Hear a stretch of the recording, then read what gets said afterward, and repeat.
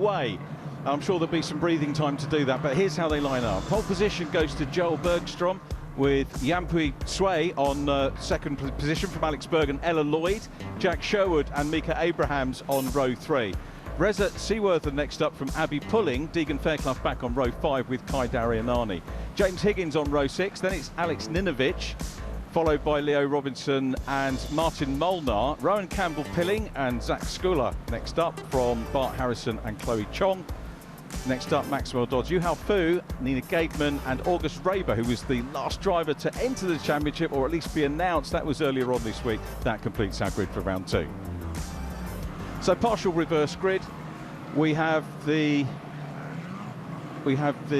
usual qualifying, obviously, fastest and second fastest laps. Last year we had a totally reverse grid for race 2, or the reverse grid race, and this year it's only the top 12 that gets reversed, and it has put Abby Pulling into the mix for this one. Abby, of course, who won in F1 Academy, starting here on the outside of row 4, racing with Rodin.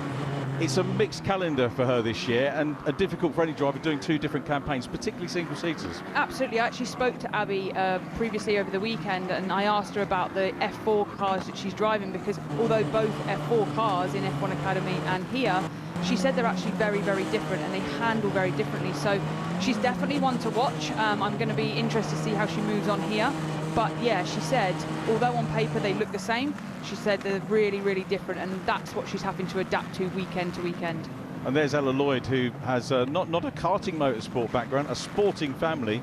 And again, I'll let the viewers learn from you her background. So I actually coached Ella in her first ever drive of a race car in Ginetta Juniors, part of my dad's motorsport team, E3 Sport. So Ella I've seen progress, and I have to say she's really impressed me this weekend. She's jumped into this series and she's right up the front, and yeah, it's great to see how she gets on now. She had a super race yesterday, was ahead of Abby Pulling amongst others, and held Abby off for a long time, and considering her experience, superb racing, and scored well in the race. Points to be gained from here, but we look at Joel Bergstrom, Yuampu Tsui on the outside as the last couple of cars come into line. Yuampu was the winner yesterday of the rookie category, first-year car drivers.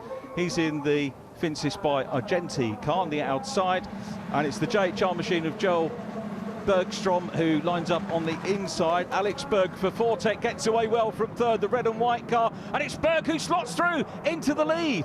Berg's got the lead, amazing start for the driver, the son of Alan Berg, the ex-Formula 1 driver, takes the lead. It's Yuampu Tsui in second position, and in third place, Joel Bergstrom. And Joel he'll learn from the reverse grid starts. That is what it's all about, but super stuff from Bergstrom to go through the pair of them. Yeah, what a move that was, and seemingly a clean first lap so far. Abby is trying to move forward as well, but yeah, this circuit is where you don't want to be running wide a lot. It's obviously, we've seen the weather at the start of the day, so everyone's trying to make a little bit of progress without going too far.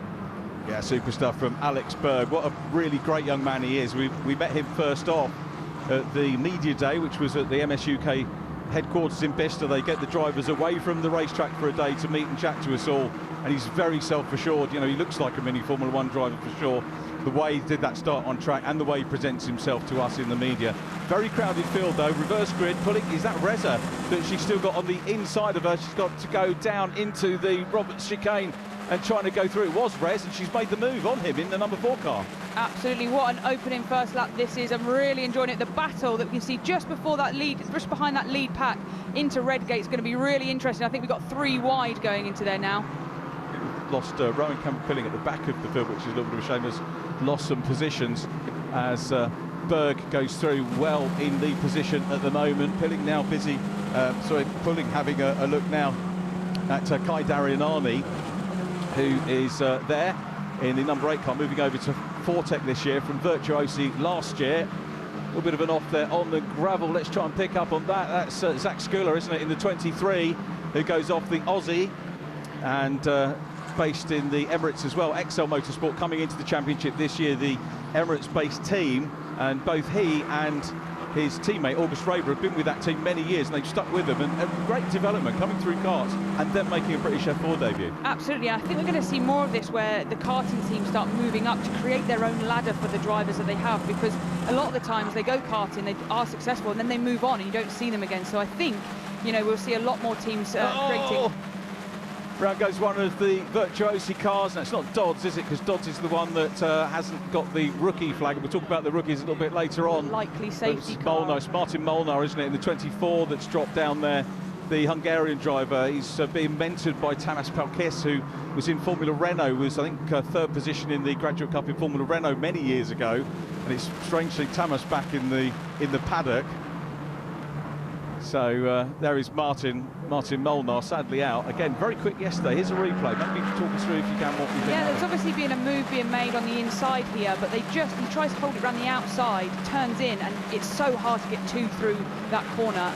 Yeah, 2 into 1 doesn't go. That was Leo Robinson, I think, trying to make the challenge in that inside of the 33 It can be done, but you have to give each other racing room, and seemingly there was a little bit lacking just there. So hard lines for Leo. Might find himself with a visit to the Clerk of the Courses office afterwards, and safety car obviously being scrambled. Timing tower showed you the yellow square after a couple of the names. That's the rookie drivers, first-year car drivers. You can basically do 2 race meetings in cars and qualify the following year to be a rookie. So some of these guys have done a couple of races in UAE over the winter, or maybe done a couple of Ginetta Junior car races or something like that. One who is, I think, sort of rookie status, but isn't a rookie on the books is Max Dodds, who's coming back after doing GCSEs and stuff like that. But he's really a single-seater expert. We're going to have another look at the race start and just get the chance to watch Alex Berg making this superb start, Jane. Yeah, he gets off the line amazingly well and just gets the traction, you know, and he just goes in between the 2 cars there. And I'd imagine at this point he's had a little check of his mirrors, realised he's in the lead, and he's away now. Yeah, an amazing start, and what a way to end this day. Obviously, they've only got 1 race so far today due to the timetable, but he's making the most of it. He is. That's going to be massive for his confidence, and this is the purpose really of the partial reverse grids. It's giving people a chance. At this stage of the season, we can't say they haven't had the chance to start at the front because it's round 1, but it just gives them that confidence. And here's Abby's getaway. Yeah, Abby had a little bit of a bog down, it looks like there. Her initial start looked okay, and then she bogged down, lost a couple of positions. Running down to turn 1, she's opted for the outside, and fairly clean turn 1. No one really looking like on their inside there, but yeah, that start hurt her a little bit there. She should have been right on the gearbox of Lee's car in front, but making a move down Craners on lap 1 with cold tyres, nice and brave. Yeah, you know, mixed start for Abby, but I know that she'll be fighting her way through once his safety car comes back in. The car that flew past and then went straight out onto the outside line to try and make some more was Deegan Fairclough, needless to say, after yesterday. And I'll get to the point. He started back on row 2 and effectively did what Alex Berg did today, coming up from row 2 and into the lead and flew off with the win. He's very much tipped as one of the drivers to win the championship this year. Absolutely. I mean, like I say, he's come from no financial background. He works super hard, but he's just a natural talent, and every car he gets into, he's quick, you know, and he works super hard. He's got a good team around him, and you know, he's a name to watch. He races in British F4. He's also raced out in the UAE a couple of times, and wherever he goes, he seems to have some success. He's doing well, and he's very natural. He's a very natural guy to talk to, isn't he? There's no sort of airs and graces or political correctness. No, I mean, if you've ever met his mum as well, she's a crazy lady. She's a great character, isn't she? She's brilliant. So yeah, he's got brilliant people around him, like I say, and as long as he carries on that forward momentum and keeps his feet on the ground and, you know, keeps working hard, I think he's going to be a name for the future. A couple of changes up towards the higher end before the safety car cam. We've got Mika Abrahams now up into 2nd position, running with High Tech this year. Mika was as a 2nd-year driver. Lots of banter with some of them about who owes money and this, that and the other. They all get together and they all kind of gel, you know, in the pack and sort of hang out together, which is really good. A couple of them didn't when we were, again, at the media day. I'd met a couple of drivers before, obviously met Abby Pulling and spent a lot of time with Abby through Ginetta Scholarship, Ginetta Junior and Ginetta Senior. She raced in for a little while as well. And I think it was Mika Abrahams who hadn't spoken to her, or was it Kai Darien, one of the two, but rather than talk to her and interview on media day, I said, do you know what, I'm going to stand back, you two sit there, interview yourselves, and they had a mega absolute chat. And the banter, they hadn't done it before, but they both, it was like speed dating. Absolutely. I'll get in trouble for calling it that, but you know that on track they're just rivals and they're going to push as hard as possible, but I love it when drivers have that camaraderie off track, because you know there's so much about a racing driver now that needs to be able to do that stuff off track as well. And for the F4 Championship, it's brilliant to have that friendships within the drivers. It means that they can put out good content, social media, you know, all that sort of stuff. So yeah, the banter between the drivers is definitely a good thing off track, I think. Yeah, another name for the future here, Yuanpu Cui. I think I've got that right. I apologise if I haven't, but I spoke to him yesterday. The Chinese driver, McLaren Mercedes protege, part of the academy moving up, won the rookie category yesterday. So Super 1, I was kind of thinking he was going to be capable of taking this win because he was starting on the front row. But I'll be honest with you, I didn't even think about what Alex Berg was going to do. But the Yuanpu, the Chinese really getting in tune with what we're doing over here and bringing global drivers together. Got Yu Hao Fu racing as well in Virtuosi number 99. But Yuanpu, first car race, being tutored, again, lovely guy. I love the Chinese, always really polite and a joy to talk to. Yeah, one thing I've noticed about this championship is the nationalities on the grid. You know, we've got someone from everywhere on this grid, and that just shows the quality of the British F4 Championship, is that it's drawing in those drivers from around the world, knowing that the best way to learn single-seaters is to come here in the UK and race on the TOCA package. Safety car lights out here at Donington. We're getting ready to race again. This is new territory for Alex Berg. He's not a rookie because he has raced cars before. He's won in American F4. He's won the Mazda MX-5 Mark III Championship in the States as well. He is no slouch. Away we go. And has he got the best of that? Mika Abrahams in second, on board with Abby Pulling a little bit further back. And it's a good start from Berg. I think we might get a change for third place. Deegan Fairclough loves a restart for sure. He's in the rocket ship number 7. He's going to have a look on the inside car in the gravel. Keep it going. We don't want another safety car. Thankfully, does keep it going. That was Reza Seaworthen, who comes up from the Ginetta Junior Championship, was runner-up in that championship last year. Disappointing that he's gone down, but great that he's managed to keep it back on circuit. Absolutely, we don't want any more safety cars or hold-ups today. But again, a fairly clean lap. I actually thought the restart was very, very good, considering, you know, he's not had that much experience doing it. He's under a little bit of pressure now, but the initial restart and the launch was good, and he gave himself that breathing space into turn 1. Diggs is lining up Jack Sherwood here. We've got the Rodin man in third position. Here's a replay of what Abby saw the previous one. Oh, okay. It's just so close, isn't it, out there? Yeah, I mean, the cars are running side by side, and there's no room for error here, and Abby's struggling a little bit with maybe some setup in the car. She doesn't seem to be too comfortable in that car, but, you know, we've still got 10 minutes to go, and I'm sure she'll be pushing hard. Saw the Bart Harrison going through. He was second in the rookies yesterday and having a good run in the lone Chris Dittman racing car. They won the rookie championship last year. Now, has Fairclough managed to deal with Sherwood yet? He hasn't. He's at the head of this group, and I would fancy that Deegan might be. If anyone's going to make a move, it is Deegan. He goes side by side here. He's looking for third position. Deegan, Fairclough, is he going to go for the switchback? Nothing doing there. Jack Sherwood, of course, is a driver with a lot of experience in these as well, and it's the high-tech man looking on the inside of the Rodin Motorsport car. He's got the line, surely he's going to get it done, but Sherwood is fighting back on the inside. It's Sway behind them as well, and if they hold each other up here, Yuanpu Sway is going to get in the mix as well. He's caught up with them, as too has Joel Bergstrom, front row starter in the top 6 is there as well. But Deegan has met a little bit of a match here in Jack Sherwood. Yeah, I mean, he's desperate to get past him, and he's really trying every move, but by doing so, he's backing himself up into the pack behind, which means we could then end up having a multi-car race towards the end of this stint. But Deegan's trying everything he can, but, you know, he's just not pulling it off yet. But bear in mind, he's right on him now, and he's going to give it another go. Ella Lloyd's having a go here at James Higgins in the 18 car. James qualifying P1 and P2 respectively, was downcast about that yesterday. And some of his dad actually said to him, no, you need to be pleased about it. But he's such that, no, he wanted double pole. And this hasn't played out this weekend how he wanted it. And he's really under pressure from Ella Lloyd, who's doing a super job. And Ella putting him under a lot of pressure. Deegan Fairclough in the 7 car, still trying to get past Sherwood, who was a latecomer to this championship. There was talk about him racing following in his dad's wheel tracks and going into Carrera Cup this year, but the opportunity came up to do another single-seater season, which he's done, and he's in the fight and no doubt enjoying this race with Deegan. Absolutely, they're just battling lap after lap, and it seems to be they know where each other are strong and weaker. And, you know, turn 1 into Craners, Deegan just can't quite get on the back of him, but up towards McLean and Coppice, he's right on him again. So there seems to be 2 halves of a lap.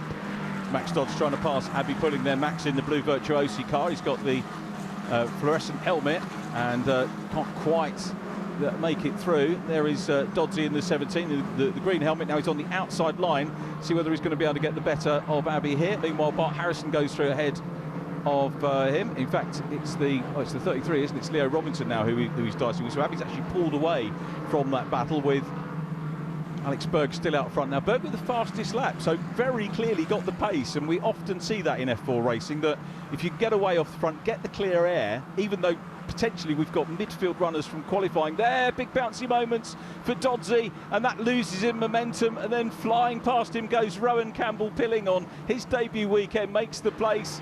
And does that put Rowan up into rookie category, rookie podium categories? No, it doesn't, not quite yet. He's got a lot of work to do. Bart Harrison is going to get a double podium, I think, but they're still working hard.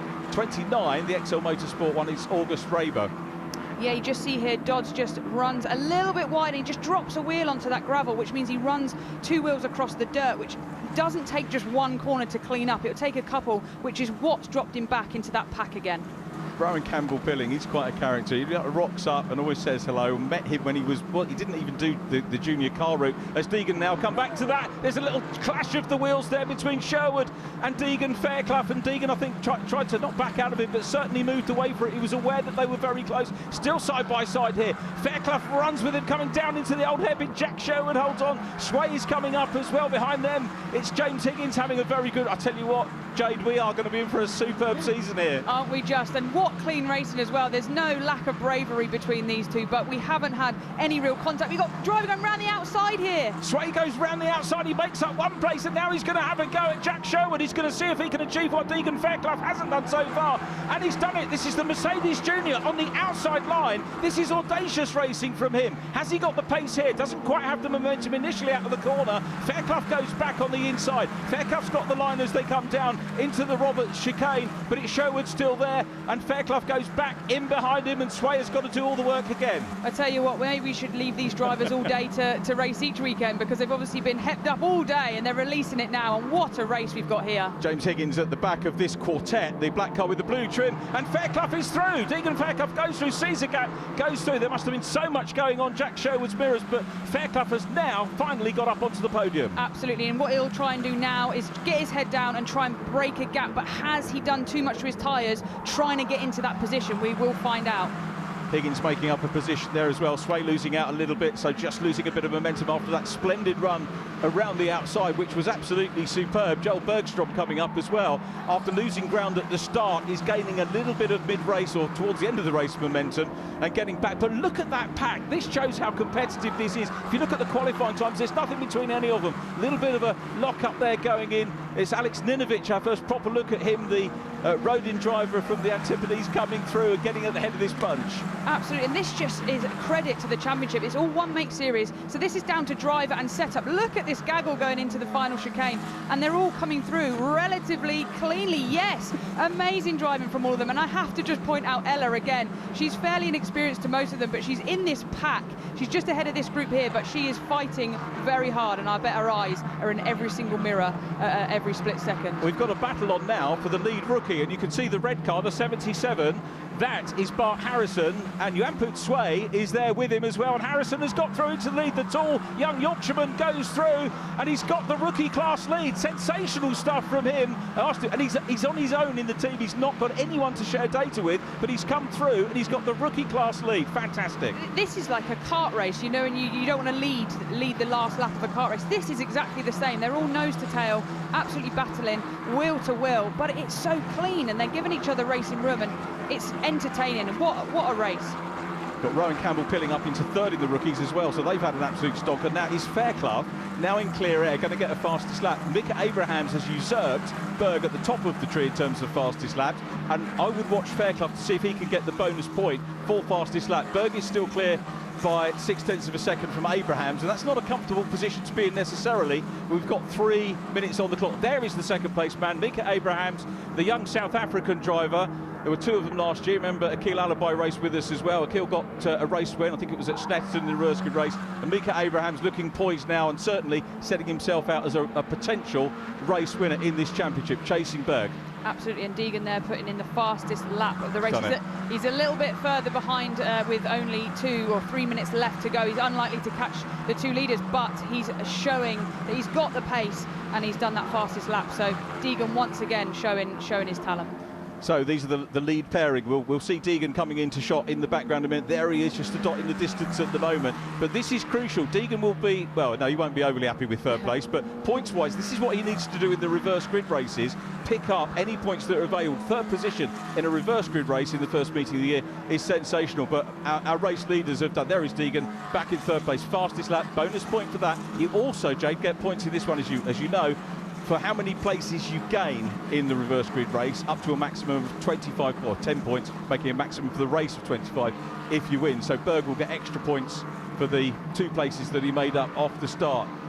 Now we're looking at Yuhao Fu getting stuck in, and he's going to try and pass Abby Pulling, who's actually got a time penalty as well for track limits to be added on. I think that might have popped up on your screen at some time. And then August Raber, who hasn't done, I don't think, as much testing as many of the other drivers, and was a late announcement this week to come into the championship in the wonderfully liveried XL cars. Very easy to spot those guys, so grateful they've got a different livery to many of the other cars.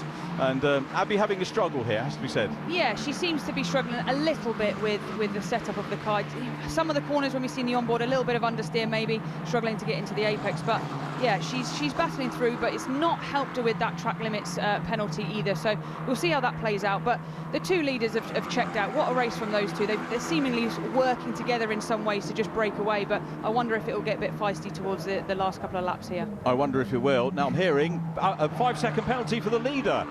Berg exceeds track limits. He's got a 5-second penalty. It means that Mika Abrahams could be on for his first win here, and Deegan Fairclough, if he can get closer, the gap is 5.3 between them at the moment, so Fairclough could be on for second position here. At the moment, Berg on the clock will be in second. With the time penalty, you've got to be so careful of track limits. Absolutely, but one thing to bear in mind here is there's no communication between pit lane and car other than the pit board they've got there. So Deegan won't necessarily know that he needs to just find 0.4 of a second. He'll do that.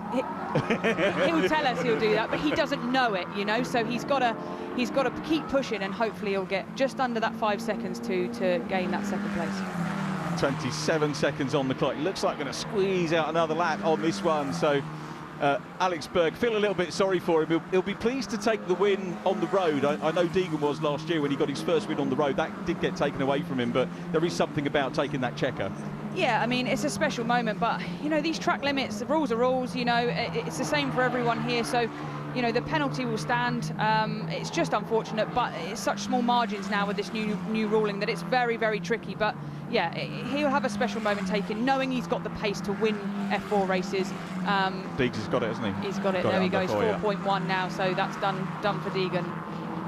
And through the raced in the Fiesta Junior Championship. We talk a lot about Ginetta Juniors, but raced in the Fiesta Juniors as well, which is a superb competition for youngsters to come through. So Berg the leader on the road, Abrahams the leader on the clock. Mika Abrahams, the young South African driver, second year. Quite a little character he is.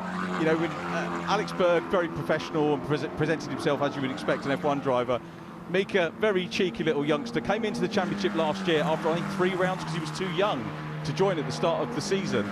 And this is going to be his first win. So we'll see the checker for Alex Berg. That'll be a nice moment for him, and he knows he's got the pace to do that. And he does a little bit of a victory sway, takes the checkered flag, but it's going to be Abrahams that takes the win with Deegan Fairclough coming across the line, ultimately in second position. Jack Sherwood hangs on for a very impressive fourth. It was a good race from him. James Higgins in fifth, and Alex Ninovich stealthily getting up into sixth position ahead of Ella Lloyd and Kai Darianani. Berg still managing to grab a podium with that, which is a sweetener to that penalty. Good race. So, what do you think of your first taste of joining us in the box for F4? Entertaining, isn't it? Really, really good racing, clean, feisty. Yeah, looking forward to more F4 action over the season. I think Mika Abrahams knows he's got it.